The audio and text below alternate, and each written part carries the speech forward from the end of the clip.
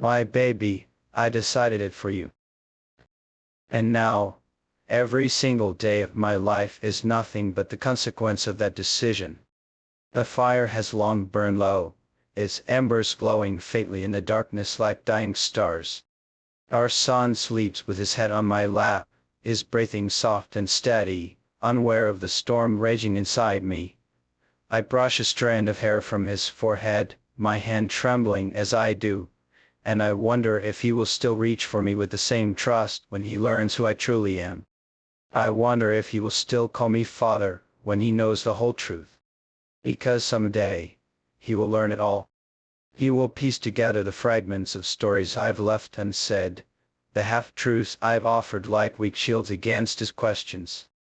Someday, he will realize that his mother's absence was not just a tragedy of fate, but a direct result of my choices, my selfish, blind, destructive choices. And on that day, I will lose him too. The nights are always the hardest. When the world is silent, and the only sound is the whisper of the wind through the trees, that's when the memories come.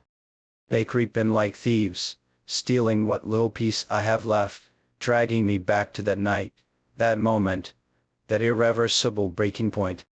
Sometimes, I hear your voice so clearly it feels as though you're standing behind me, your hand brushing against my shoulder. "My love, come to bed," you whisper. "It's late. You're tired." And for a fleeting heartbeat, I almost believe you're still here. My muscles relax, my breath catches, and I turn, ready to see you there. But of course, there's only emptiness. There's always only emptiness. And then the guilt surges up inside me again, drowning me, dragging me under until I can hardly breathe. I replay that night over and over, obsessively dissecting each moment, as if finding the right answer will somehow change the ending. What if it'd gone to you sooner? What if it stayed by your side instead of running toward the fight, thinking I could win it? What if it told you the whole truth from the very beginning, instead of trying to shield you from it like a fool? Would you still be here? Would our son have grown up with his mother's voice singing him to sleep instead of mine, cracked and weary from too many tears? The questions are knives, sharp and unrelenting. They cut me in places no one else can see, carving wounds that will never heal. And yet, I cannot stop asking them. Because I deserve that pain. Because you deserve for me to suffer. Our son stirred earlier today. He had a nightmare.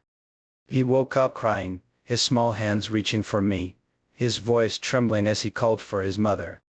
That one word momentarily destroyed me. I gathered him into my arms, and held him close, rocking him gently, whispering soothing lies into his hair. I told him you were watching over us, that you were safe, that you would never let anything harm him. I spoke those words as if they were true, even though the truth is far crueler. When he finally calmed, he looked up at me with those wide, trusting eyes. Your eyes. The same eyes that once looked at me with love. And for the briefest moment, I almost told him everything. The words rose up inside me, desperate to be spoken, to rip free from the prison where I've kept them locked away for so long. But then he smiled a small, sleepy, innocent smile, and I couldn't do it. I couldn't take that light from him. Not yet. Not when he's still so young, so untainted by the truth. So I swallowed my confession like poison, and told him a story instead. A story about a brave queen who loved her family more than anything, who fought to protect them, who lives on as a guardian star in the night sky. He believed me. God help me, he believed me. There is no home for us anymore.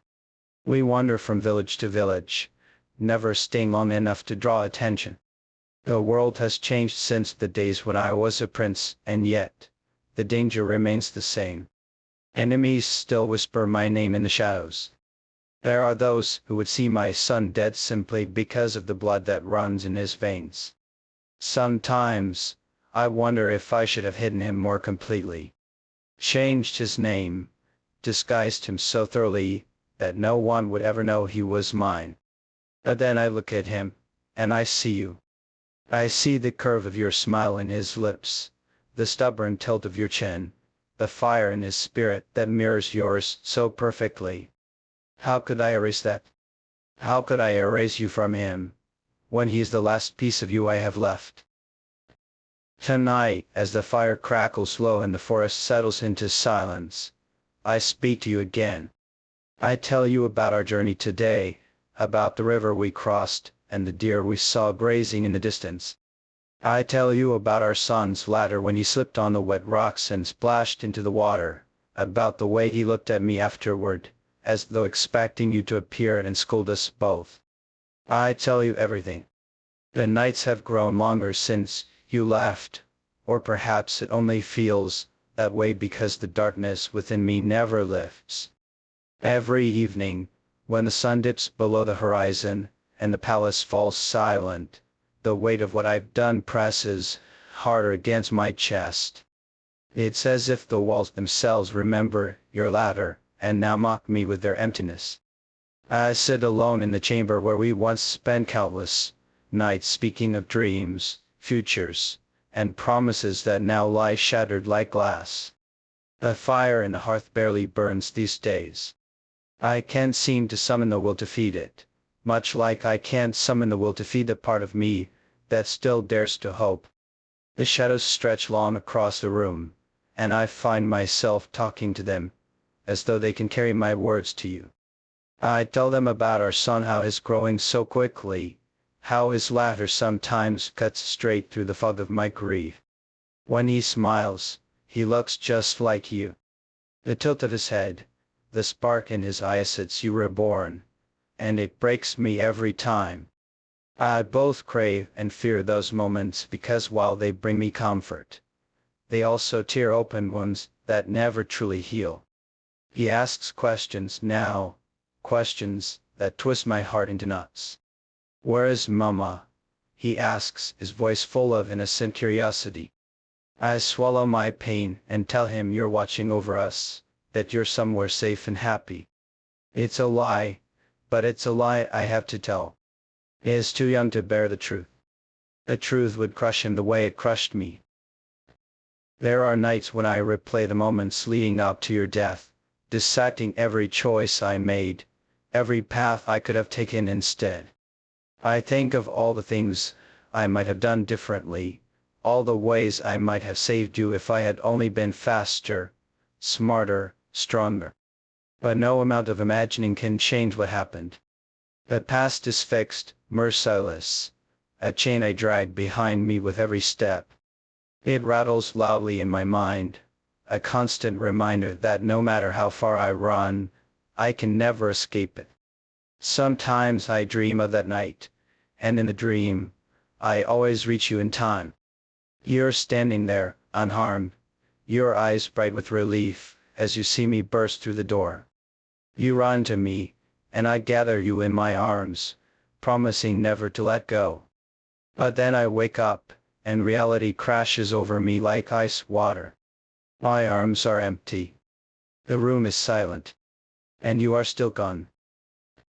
The court whispers about me behind closed doors.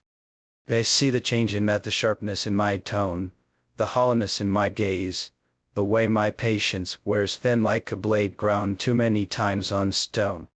They call me cold, ruthless, unfit to rule. Perhaps they're right.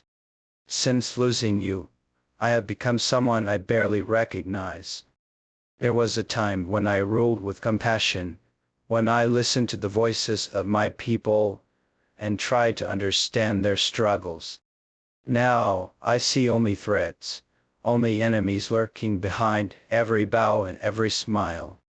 They don't understand that my paranoia is not born of power, but of love. The same love that once gave me strength has now twisted into fear. Fear that someone will come for our son the way they came for you. Fear that I will fail him as I failed you.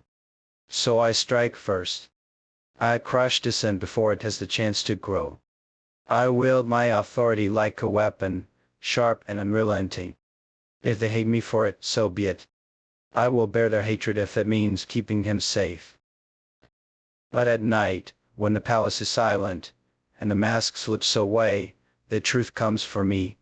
I kneel beside the window, staring into the endless darkness beyond the walls, and I feel the full weight of my sins.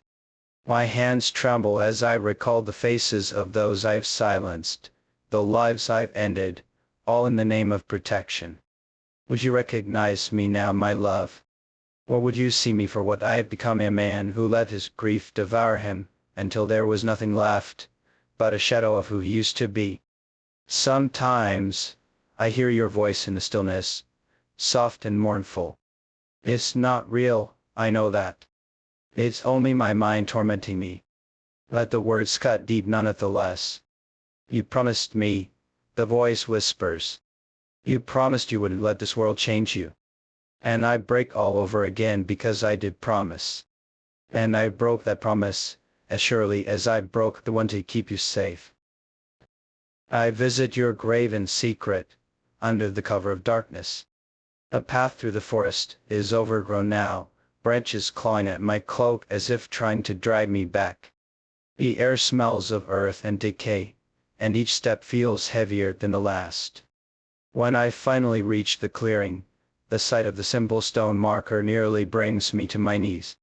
I kneel beside it and trace your name with my fingers, the carved letters cold beneath my touch. The wild flowers I planted there grow in tangled abundance, their delicate petals swaying gently in the night breeze. For a long time, I just sit there, unable to speak. When I finally find my voice, it's rough, broken,